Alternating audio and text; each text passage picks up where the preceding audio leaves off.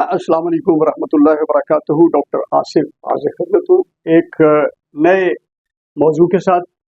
आज मैं जिस बीमारी का जिक्र करूँगा वो है सियाटिका, कि सियाटिका क्या होती है और ये दर्द जो है कहाँ से कहाँ होती है और कहाँ तक जाती है और इसको किस तरीके से हमने इसको ठीक करना है। जहाँ तक हमारा मसला होता है कि हमने इस डिज़ीज़ को, बीमारी को जो है दवाइयों से ही ठीक करना होता है। जो सियाटिका एक्चुअली ये एक नर्व है जो कमर के नीचे वाले हिस्से जो हैं, जो वहाँ से चलता है और फिर ये साइड पे होता हुआ नीचे से, यहाँ से होता हुआ ये नर्व जो है ये यहाँ से नीचे को जाता है। अब यहाँ से ये नर्व यहाँ से निकलता है और ये नीचे की तरफ जाता है, इस तरफ भी जा सकता है और यहाँ से इधर भी जा सकता है। इसकी जो लोकेशन है वो L4 और S1 के दरमियान में होती है।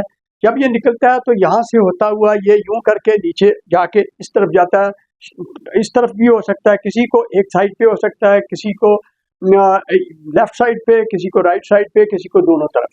होता यूं है कि नीचे वो पीछे नीचे वाले जो कमर का ये हिस्सा है यहाँ पे दर्द होती है, और ये दर्द जो है अगर एक साइड का है तो एक साइड की तरफ वो दर्द, जहाँ जहाँ वो असाब जा रहा है वहाँ वहाँ दर्द होगी इंसान को। यानी कि सियाटिका जो नर्व है उसकी जो दर्द है उसको सियाटिका कह देते हैं। सियाटिका नर्व की दर्द को सियाटिका नाम दे देते हैं।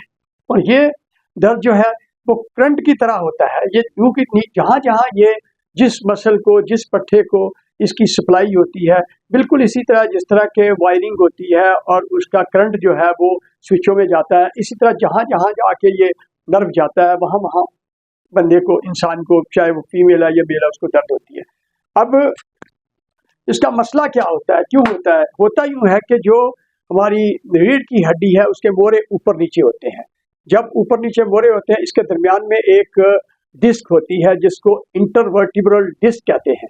वो डिस्क या तो उसकी जो स्ट्रक्चर है वो थोड़ी सी नरम हो जाए और वो प्रेस हो जाए, उस वजह से हो सकता है, या फिर वो थोड़ी सी जो है किसी साइड से रप्चर हो। उसके इर्द गिर्द जो है एक खास किस्म का रिंग होता है, जब उसमें से न्यूक्लियस पल्पोसस होता है उसके अंदर, अगर वो थोड़ा सा रप्चर कर जाए तो या उसकी वजह से जो है प्रॉब्लम, उस नर्व, जो भी चीज़ उस नर्व को प्रेस करेगी वो नर्व जहाँ भी जाएगा वो वहाँ वहाँ उसको दर्द होगी।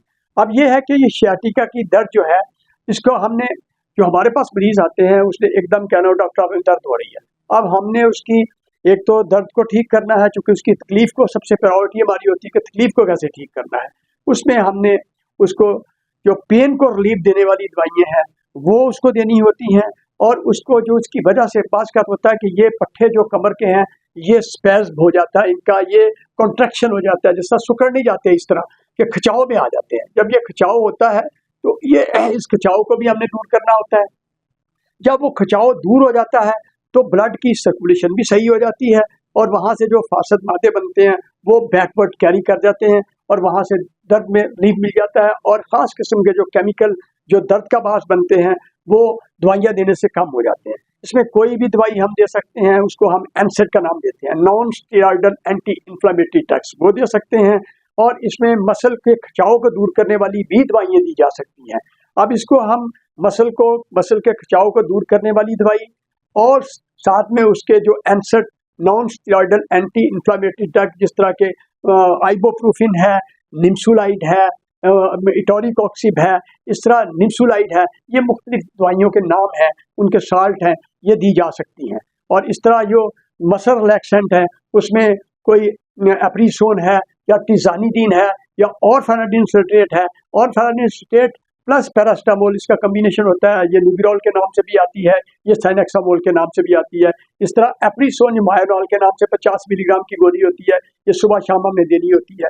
या टिजानिडीन, ये भी मसल रिलैक्सेंट है, ये भी गोली जो है 2 मिलीग्राम की या 4 मिलीग्राम की होती है, एक गोली सुबह शाम देते हैं। अगर इसके साथ NSAID मिला दें, जो non steroidal anti inflammatory drug है, मसल ब्रूफिन 400 मिलीग्राम दे सकते हैं, निम्सुलाइड 100 मिलीग्राम दे सकते हैं। और इसके अलावा जो है इटोरिकॉक्सिब, ऐसी दवाइयाँ हैं जो कॉक्स इनहिबिटर हैं, जो गैस्ट्रिक फ्रेंडली होती हैं। उसमें एसिक्लोफेनिक है या उसमें इटोरिकॉक्सिब है, ये ऐसी दवाइयाँ जो गैस्ट्रिक फ्रेंडली होती हैं, जो हम पेशेंट को तजवीज़ कर सकते हैं। कोशिश हमें ये करनी चाहिए कि जब हम ये दवाइयाँ तजवीज़ करें किसी को तो खाने के बाद ही लें, ताकि मैदे में कोई प्रॉब्लम क्रिएट ना करे। तो इस तरह है, जब आपने अगर दर्द ज़्यादा हो तो आप कमरबंद भी बांध सकते हैं। और जब आपने मोटर बाइक, जो ख़ास तौर पे वो लोग जो मोटर बाइक चलाते हैं या ऐसी गाड़ी चलाते हैं जिसकी वजह चूँकि हमारी रोड्स भी ऐसी हैं, जंप लगते हैं, ये जंप जो है ना वो इस सियाटिका की दर्द को एग्रेवेट कर सकते हैं। इस तरह जब हम कुर्सी के ऊपर बैठते हैं तो कुर्सी के ऊपर जब हम इस तरह बैठेंगे, जिस तरह के देखें टेक लगा के यूं करके टेक लगा के बैठेंगे, तो ये भी एक फैक्टर होता है सियाटिका के नर्व का।